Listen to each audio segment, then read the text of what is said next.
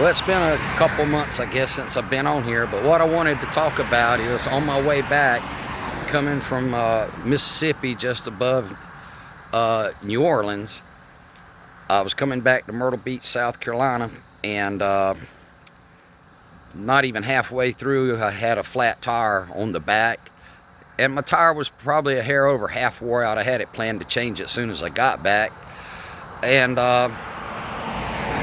I got it changed pretty quick. Not changed, but patched enough to make it home. And when I was at the Gypsy Jean rally ride, you know, I met Scooter Tramp Scotty there, and he was looking at my motorcycle, and it's a 1500 Suzuki Intruder LC. And we were just sitting around in chairs talking, and he was looking over at it, and he said, a lot of people put a car tire on it, and at that time my tire was fine, but he even told me what size. He looked at the size of the tire. He told me what size car tire it'd take, because he used to change tires and at bike rallies and stuff. So I was giving it some thought, but I got that flat. Well, see, when a lot of people think, well, they call that going to the dark side, and I guess it's because you do something different, so they call it the dark side. But I've had the bike. It's rolling 100,000, and let's see here. It's rolling 100,000. I mean, it's old. It's a 2001 model. Well, I've been basically all over the connected United States of America. And most of these states that's on here, most of them I've been to more than once. You know, I've been there more than once. And it's a bike. It doesn't have a lot of power. It doesn't have a lot of horsepower or torque. It's got enough. And I've never had a problem. Been all over it, up and down the mountains. I've been up into Rocky Mountains, been everywhere.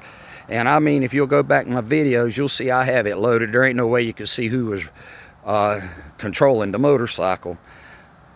And the only mechanical problem I've ever had actually with the engine itself is I had to replace a stator in it, which had looked it up, and it had said that they were known for their stators going bad.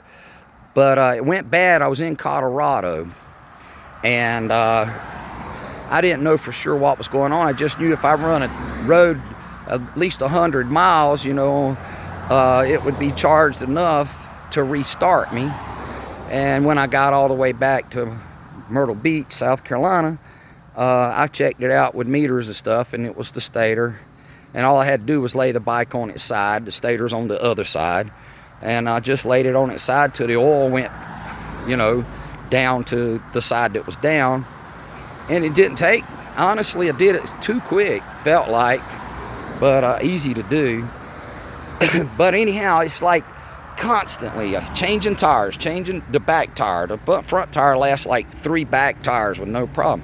Well, I'm constantly changing back tire every 8 to 12,000 miles, especially with it loaded down. It just eat them up, seemed like.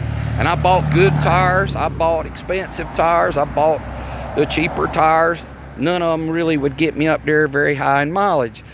So I've actually put this tire on almost 2.5 months ago now. And I've rode it about 2,000 miles checking it out, and it still looks like a new tire. And I was told by Scooter Tramp Scotty, people get like 35, 45,000 miles on one. And but he said probably ride a little funny, have to get used to it. Well, here's what happens. This motorcycle came with a super wide tire, and when you go to buy one, most of the time nobody has it in stock. You have to order it. So if you're on a trip or something, they're not going to have it in stock, and you got to wait for them to get it and all. Well, here's what happens. By the time you get about 8,000 miles on the tire, the other one, it's wore flat across the bottom. Even though it's a round tire, it's wore flat across the bottom, so it's already got that little bit of funny ride when you go to lean it into a curve. So basically, putting this tire on was like riding on a tire that still had maybe up to 4,000 more miles on it, but this has got good tread. And yesterday I got caught in the rain, and I was nervous, don't get me wrong, because I had some pretty windy curves to take, and it did fine. It did fine. I was nervous, but as I took more curves, I kind of checking it a little better, and I'm like, no, man, this thing's running fine like this. And the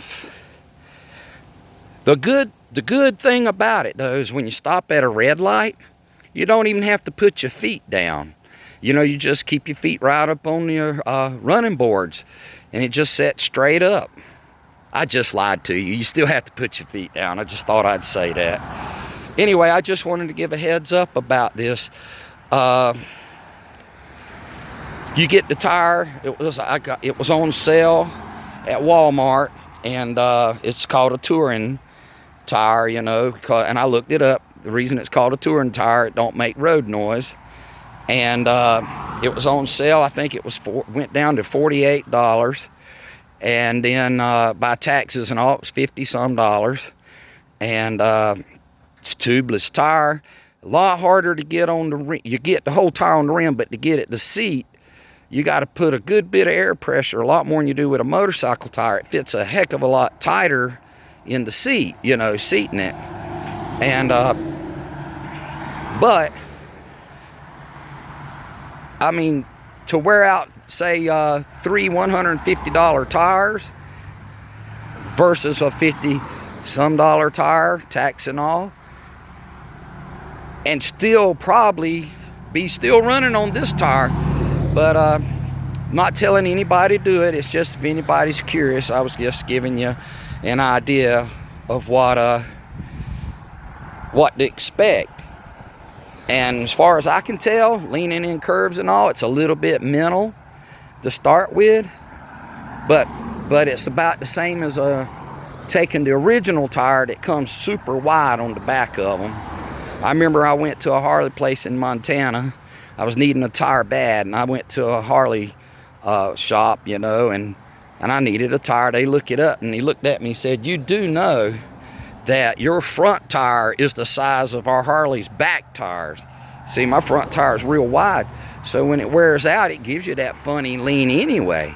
So what's the difference between not wore completely out, just 2/3 of the way out?" So I figured, well, what's the difference in having a brand new tire that rides like the other tire 2/3 wore out, when it's going to wear out at least 3 other tires? Probably even more. But anyhow, I just thought I'd throw that in there. It's up to you guys what you do, but I really believe, like I've listened to a lot of people, and I really kind of believe